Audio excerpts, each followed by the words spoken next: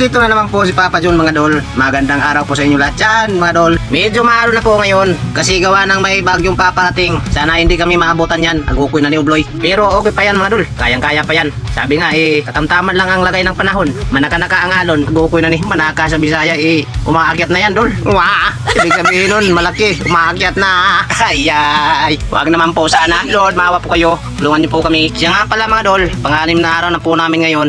Bali ito na po yung sitwasyon ngayon dito. Maalo na, gumagalaw na po yung dagat at medyo mahangin na rin. Ayan malaki na yung alon, agukoy na. Pero sabi nila, malayo pa naman daw yung bagyo. Kaya meron pa kaming mga ilang araw na natira dito sa laot para makapangisda, makadagdag man lang kahit ilang piraso mga dol. Paubos na rin yung mga hilo namin. Bali ngayong araw lang siguro to o bukas makakauwi na po kami. So yun, tuloy lang po sa panonood. Baka makahuli po yung mga kasama ko. Titingnan po natin mamaya.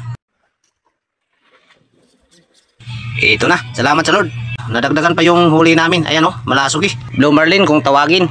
Ayan po ang laki, first class. Isa po ito sa pinakamahal na isda. Pang-export din po to. Mas mahal pa po to sa Hilo Pinto na mga idol. Kaya lang, hindi po ito karamihan. Bihira lang po ito mahuhuli. Paminsan-minsan lang po kami nakakahuli ng tulad nitong isda. Gaya niyan. Pag nakahuli po kami ng 2, 3, 4 hanggang 5, naku, jackpot ka na. Sana all. Kaya lang, minsan lang po yan nakakain at nagpapakita. Kaya bihira lang po tayo makakahuli ng ganyan. Siya nga pala mga idol. Ito po yung nakahuli. Ayan siya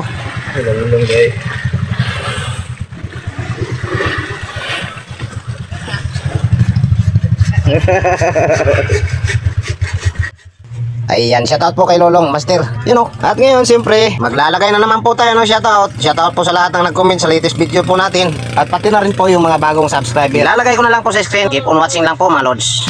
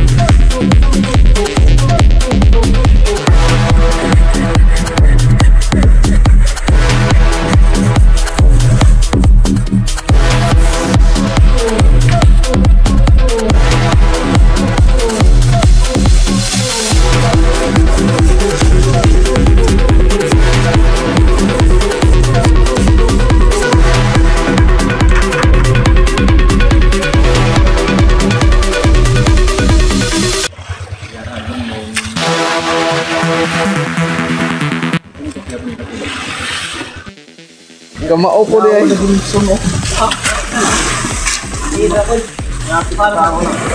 Marok tayo. Para mitindog ang birat. Kuha na si Jameson ron? Kuha. Nagdada matugay na? Dihilera siya. Anak ko tuwa ako. Tarawa ako ng tindog. Kaya sa ubos. Tindog siya. Ano siya?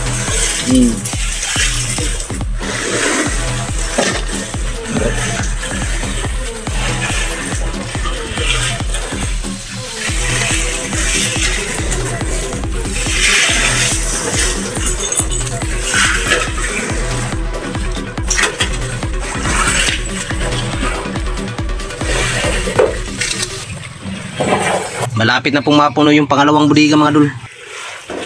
Sa gitna po yung isang budiga. Ayan ang nasa gitna kunting hilo na lang po yung natira.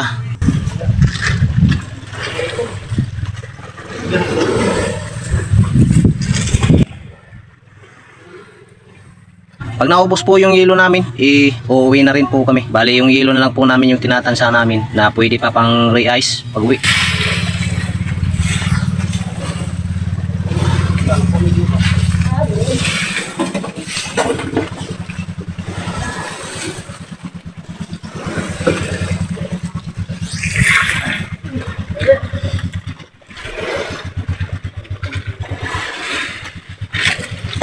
Ayan mga dul, ilalagay na po sa budiga.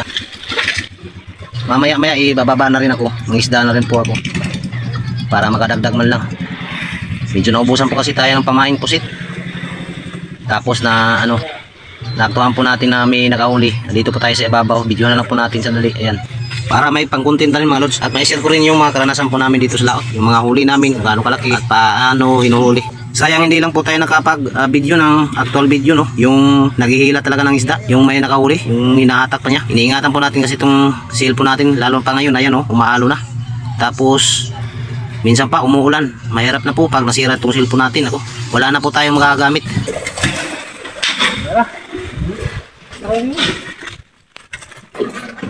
Kumati.